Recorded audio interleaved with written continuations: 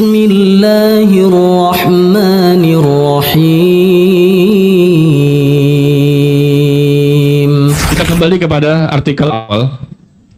Di artikel awal ini, di ujung tulisan saya cantumkan ada doa yang hendaknya kita baca ya. Salah satu doa, Allahumma hawin alaina fi sakaratil maut wa na'udzubika ayyataqabatana syaitan indal maut ya dzal jalali wal ikram. Di antara doa yang barangkali bisa kita baca, ya Allah mudahkanlah kami saat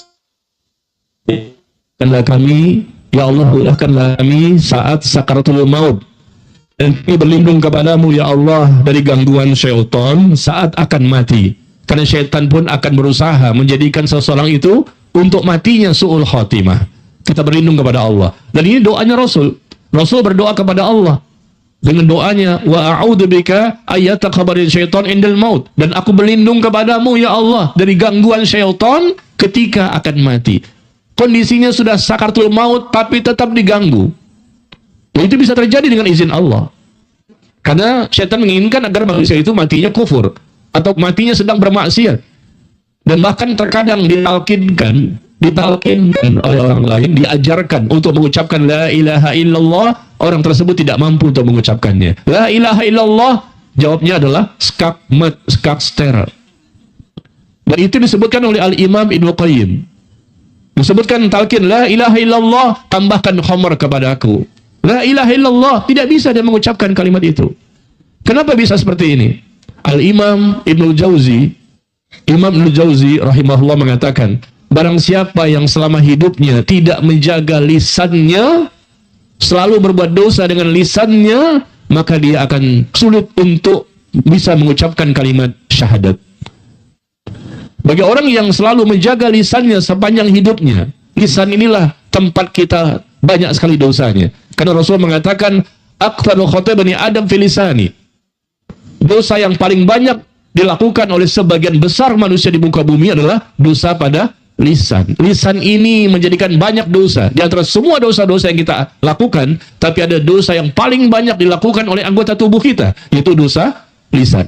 Nah, makanya Al-Imam Ibnu Jauzi mengatakan, orang yang tidak menjaga lisannya, suka mencerca, mencaci maki, menggibah, menghina, merendahkan, ya, suka membongkar aib orang lain atau memfitnah orang lain, lisan tidak dijaga, meskipun dia ibadah, meskipun dia sholat, dia akan menderita hidupnya. Dan tidak akan bisa merasakan kalimat la ilaha illallah ketika dia akan mati. Tapi kalau dia menjaga lisannya, meskipun kita ini ya pernahlah tergelincir ya, tapi kan kita bertobat kepada Allah, kita minta ampun kepada Allah, sambil terus menjaga lisan ini, jangan sampai mengatakan kalimat-kalimat kufur, kalimat-kalimat yang bisa membatalkan keimanan, atau kalimat-kalimat yang mengandung kemaksiatan. Maka ini merupakan salah satu sebab orang itu mampu mengucapkan kalimat la ilaha illallah, atau dia mungkin tidak bisa mengucapkannya, tetapi dia diberikan kemudahan untuk bisa wafat dalam kondisi husnul khatimah. Dan satu lagi yang terakhir, perkataan dari Imam Malik. Imam Malik rahimahullah mengatakan, barang siapa yang ingin dimudahkan ketika sakaratul mautnya, ketika kondisi akan meninggalkan dunia, dimudahkan oleh Allah, kata beliau, maka hendaknya seseorang itu memperbanyak ibadah yang disembunyikan. Ibadah yang tidak diketahui oleh orang lain. Perbanyak ibadah-ibadah yang disembunyikan.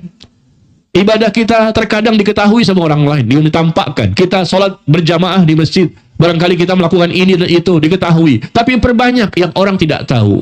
Karena itulah nilai keikhlasan kita teruji.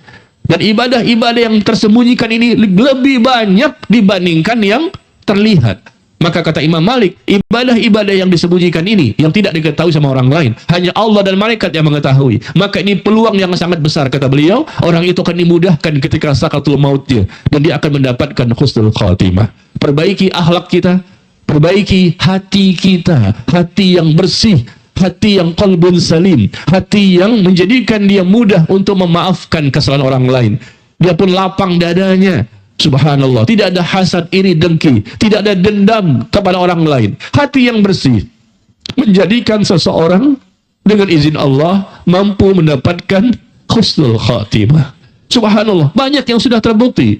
Dan di sini pun pernah saya menyampaikan kisah-kisah yang menarik dari ikhwan dan akhwat yang sudah meninggal dunia, dan ternyata diceritakan tentang kondisinya. Bagaimana?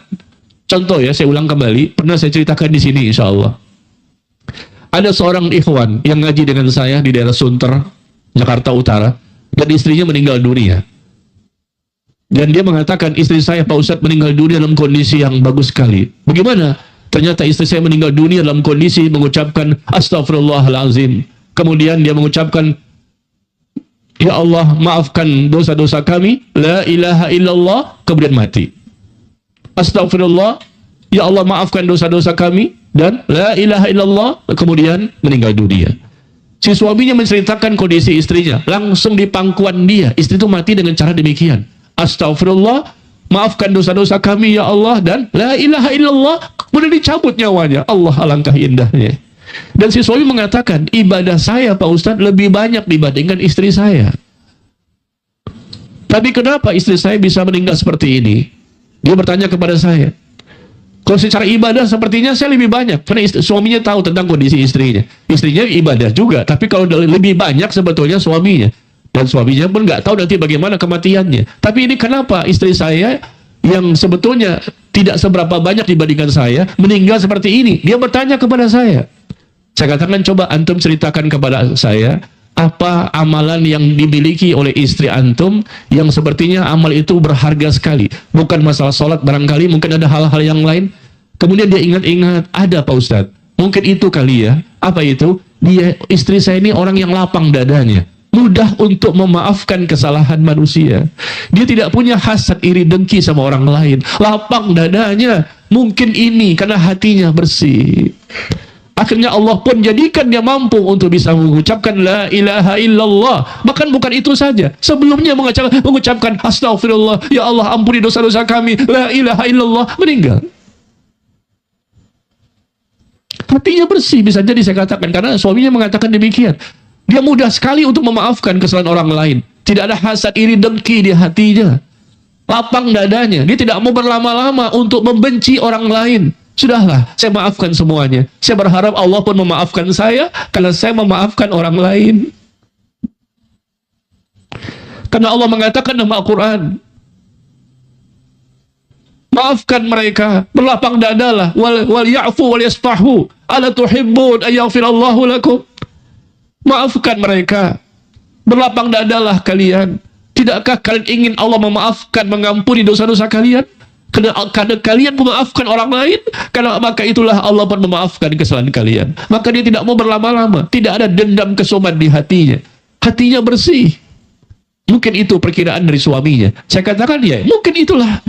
Ya, karena ibadah ini bukan hanya sholat, puasa, haji, umroh, tapi ibadah yang lain yang besar sekali. Dan itu bisa jadi menentukan nasib seseorang, dunia dan akhirat, yaitu hati yang bersih, hati yang tidak ada kesyirikan di dalamnya, tidak ada kebid'ahan di dalamnya, tidak ada kelalaian di dalamnya, tidak ada kemaksiatan di dalamnya, dan tidak akan mengikuti hawa nafsu dan syahwat yang akan bisa menjadikan dia berdosa. Kunci dari segala kebaikan yaitu qalbun salim, hati yang bersih. Bersihkan hati kita jamaah sekalian.